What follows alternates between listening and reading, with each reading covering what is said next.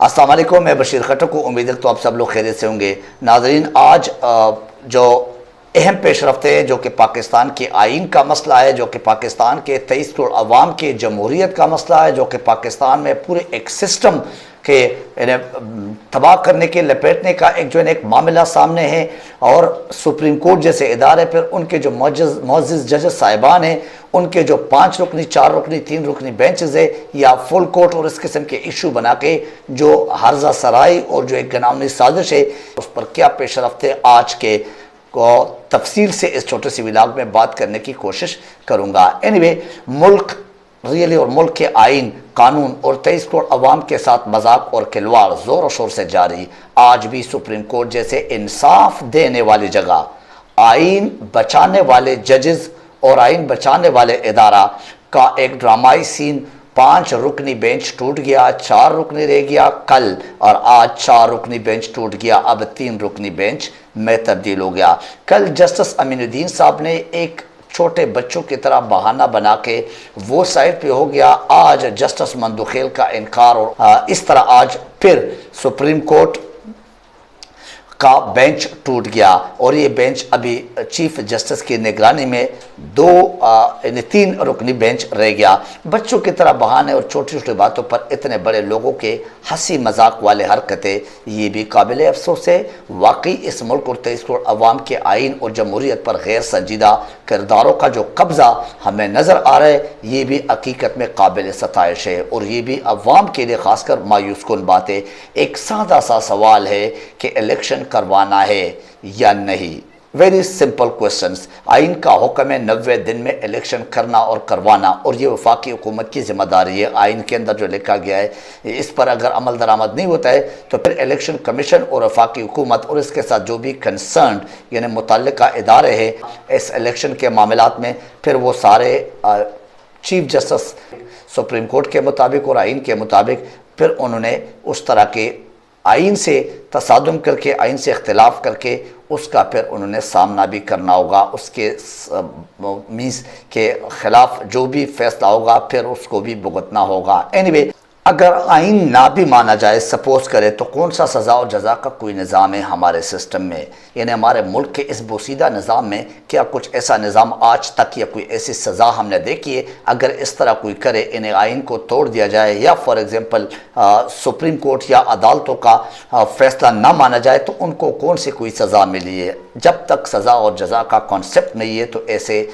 Systems में फिर हकीकत में तसादुम ही तसादुम रहता है। फिर ऐसे सिस्टम में इसी तरह ही ट्रक के बत्ती के पीछे ही 23 करोड़ अवाम ने चलना होगा और उनको लगाया रखा होगा। फिर ऐसे ही आपको नज़र आ रहा होगा 75 साल से हम इधर से उधर नहीं हुए। अवाम के नाम पर अजीब जहनीत और सोच के मालिक हम पर मुसल्लत किए गए हैं। हकीकत में इन्होंने ये सब कुछ करना है जो हम सबको और पूरी दुनिया को नज़र आ रही है। क्या करना है ये आपके सामने ही है कि कभी ये बहाना कभी वो बहाना। भाई, इलेक्शन में आना है, इलेक्शन के मुताबिक आपने 23 करोड़ अवाम की नुमाइंदगी के हैसियत से आपने असम्बलियों में आके फिर आपने अपने वजारत जो है या हुकूमत जो है या हुक्मरानी जो है वो कायम रखनी है, न कि आप जिस तरीके से आए रिजीम चेंज की सूरत में और उसको आप जो है ना अपने बाप के, अपने आबा व अजदाद की वो कब्ज़ा समझ के, अपने आबा व अजदाद की एक जो है ना मौरूसी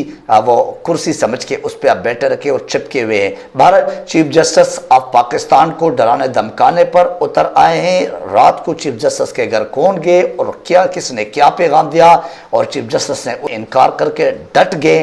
तो आइन और कानून का साथ देने का, एक अपने हल्फ बर्दारी का या अपने हल्फ उठाए हुए जो है उसका जो है ना एक मान रखने के लिए वो डटे हुए हैं। और क्या कुछ धमकियाँ मिली है वो बाद में आपको सब कुछ क्लियर नज़र आ जाएगा, सब कुछ खुल जाएंगे। सुप्रीम कोर्ट को एक नालायक तालिब इल्मों का क्लास समझकर चीफ जस्टिस को उस क्लास का हकीकत में एक कमज़ोर सा मॉनिटर या प्रॉक्टर बना रखा है। ये मुल्क इन बेहिस और हकीकत में बेशर्म लोगों के हाथ में 75 सालों से एक खिलौने की सूरत में एक बदमाशों का मैदान की हैसियत रखता है। इसका अजाला और रोकथाम अगर हम अवाम ने आज नहीं किया तो ये कभी भी नहीं होगा, और इस तरह हमारे आने वाले नस्लों के साथ भी यही होगा जो आजकल हमें नज़र आ रहे। सुप्रीम कोर्ट में जब ये 5 रुकनी बेंच कल टूट गया तो 4 रुकनी बेंच पर मुश्तमिल एक बेंच बन गया। अब 4 रुकनी बेंच टूट गया तो चीफ जस्टिस की सरबराही में 3 रुकनी बेंच ने ये इन्हें एक इआदा कर लिया और ये फैसला कर लिया कि अभी हमने यानी मीन्स 3 रुकनी बेंच के हिसाब से ही ये फैसला करना है और ये समाअत पूरी करनी है। आइन के दिफा हर हाल में करना है, इलेक्शन हर हाल में होना ही है। इससे आपको अंदाज़ा लग जाएगा कि सुप्रीम कोर्ट में जब नमाज जुम्मा के बाद दोबारा समाअत 3 रुकनी बेंच ने शुरू की, हर हालत में इलेक्शन तो कराने ही है। ये किसने बोला? सुप्रीम कोर्ट के chief justice of Pakistan Umar Ata Bandial साहब ने। हमें इलेक्शन के लिए फंड्स का बताएं, ये अटॉर्नी जनरल से और हुकूमत के जो लोग वहाँ बैठे हुए थे उनसे पूछा गया। तमाम फरीक़ैन को डायलॉग की ज़रूरत है। चीफ जस्टिस साहब की ये बयानात ये आपके सामने रखा हूँ। आपको वक्त दे सकते, हमें यकीन दहानी कराई जाए, इलेक्शन 90 दिन में कराना ही है। फुल कोर्ट बनाने का इसरार किया अटॉर्नी जनरल ने, उस पर उसने चीफ जस्टिस ऑफ पाकिस्तान ने और ये 3 रुकनी बेंच ने जवाब में कहा कि ये हमारे अंदरूनी मामला है, इस पर बात करने की इजाज़त नहीं है, नहीं कोई भी इस पर बात ना करे, ये हमारे अपने जो बेंच है इसका मामला है। हम 3 रुकनी बनाए या हम सुप्रीम कोर्ट के जजेस इसको फुल कोर्ट बनाए, लेकिन फुल कोर्ट में बहुत सारे और मामलात है, वो फिर जो है ना वो तवालत के शिकार हो जाएंगे, वो अल्तवा का शिकार हो जाएंगे। लिहाजा हम फुल कोर्ट इस पर नहीं बना सकते, इसके बहुत सारे और इशू है, बहुत सारे और मामलात है, वो हम आपकी फरमाइश के मुताबिक ये नहीं बना सकते। पीटीआई की तरफ से ये मैं कह सकता हूँ कि वो यकीन दहानी हो जाएगी। मीडिया ने हमारे मामले पर जल्दी का काम किया। चीफ जस्टिस साहब ने साथ ये भी सवाल किया अटॉर्नी जनरल से, किस कानून के तहत 8 अक्टूबर को इलेक्शन कमीशन ने ऐलान किया इलेक्शन करने का। दोबारा सियासी लड़ाई से सुप्रीम कोर्ट के जजेस को मुतनाज़ बनाया जा रहा है। चीफ जस्टिस साहब ने अपने रिमार्क्स में ये भी कहा, सुप्रीम कोर्ट में आज भी इत्तेफाक है। चीफ जस्टिस साहब ने अपने रिमार्क्स में कहा, अगर फरीकैन की तरफ से फैसला नहीं हो रहा है तो अदालत अपनी आइनी जिम्मेदारी पूरी करेगी, यानी मीन्स हम फिर अपनी तरफ से फैसला देंगे। जमहूरी सिस्टम को कोई नुकसान पहुँचा तो उसके ज़िम्मेदार आप लोग होंगे। तहरीक इंसाफ ने तहरीरी यकीन दहानी सुप्रीम कोर्ट में जमा करा दिए। वज़ीर दिफा और वज़ीर ख़जाना को पीर को तलब कर लिया गया, नोटिस जारी कर दिए गए, इनको इलेक्शन कमीशन के साथ तमाम मुतल्लिका और इदारे ताउन करे, जो नहीं करेगा उनको आइन के खिलाफ वर्जी भुगतना होगा। चीफ जस्टिस साहब ने यह कहा। आज के आखिरी जुमला ये था, इलेक्शन तो तय है कि होने ही है, अब बाकी है कि कब होने हैं। यानी मीन्स ये आप लोगों ने बताना है और 90 दिन के अंदर अगर ना हो थोड़ा सा टाइम हम दे सकते, लेकिन ये तय करे कि इलेक्शन होना ही है हर हाल में। इस तरह पीर तक समाअत मुलतवी कर दिया गया। अब ये 48 से 72 घंटे हमारे आइन बचाने के लिए हमारे सुप्रीम कोर्ट और सुप्रीम कोर्ट के जजेस के दफा करने के लिए बहुत अहम है, क्योंकि इसमें कुछ भी हो सकता है। ये माफिया कुछ भी कर सकते हैं, लेकिन इलेक्शन के लिए तैयार नहीं है।